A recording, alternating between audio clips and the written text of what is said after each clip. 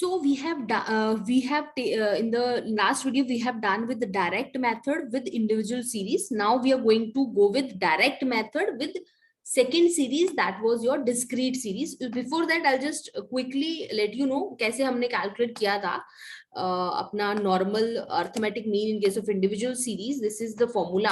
आपको क्या करना है, इनको ऐड करना है सबको. 12 plus 8 plus 17 plus 13 15 9 18 11 and 6 and 1 आप ऐड कर लेंगे तो total is going to be 110.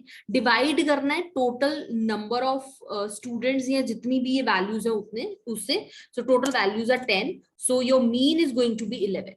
So here the answer is mean आपका आता है 11. This is when the series is individual series. Individual series जहाँ पे सिर्फ आपको values given होंगे.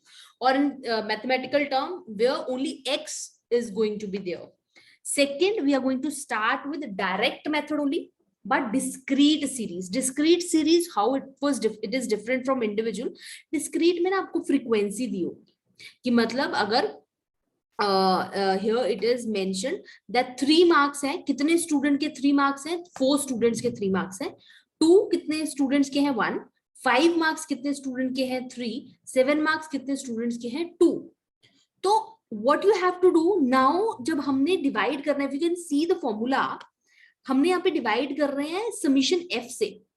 आप ये नहीं बोल सकते 4 स्टूडेंट का डेटा है, आप 4 से डिवाइड नहीं कर सकते. टोटल नंबर ऑफ स्टूडेंट्स कितने हैं? 4 प्लस 1 5, 5 प्लस 3 प्लस 2 हो गया आपका 10. टोटल 10 स्टूडेंट्स का डेटा गिवन है यहाँ पे, नॉट 4 स्टूडेंट्स. सो फ्रीक्वेंसी को हम डिवाइड करेंगे के साथ हम डिवाइड करेंगे whatever we are going to calculate the value. So now वहां तो हमने एग्जैक्टली ये मार्क्स ले लिए थे, but now if you can see हम समीशन एक्स भी नहीं ले सकते. क्यों? क्योंकि 3 स्टूडेंट के 4 मार्क्स हैं. It means we have to take the multiplication of it, that is F x.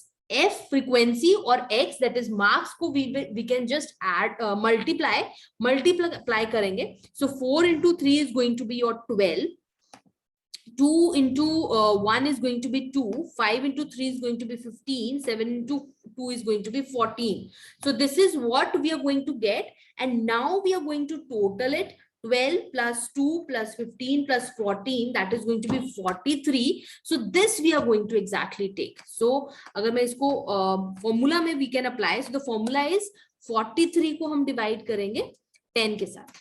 So this is how to calculate mean in case of discrete series, and it is going to be mean आपका आ जाएगा 4.3. What is mean? मतलब आपका यहाँ पे mean का मतलब क्या? अगर हमें इसका meaning देखना हो, it means हम निकाल रहे थे कि क्लास में 10 स्टूडेंट हैं, एवरेज मार्क्स कितने हैं, एवरेज कितने मार्क्स आए हैं स्टूडेंट के. तो एवरेज मार्क्स आ 4.3.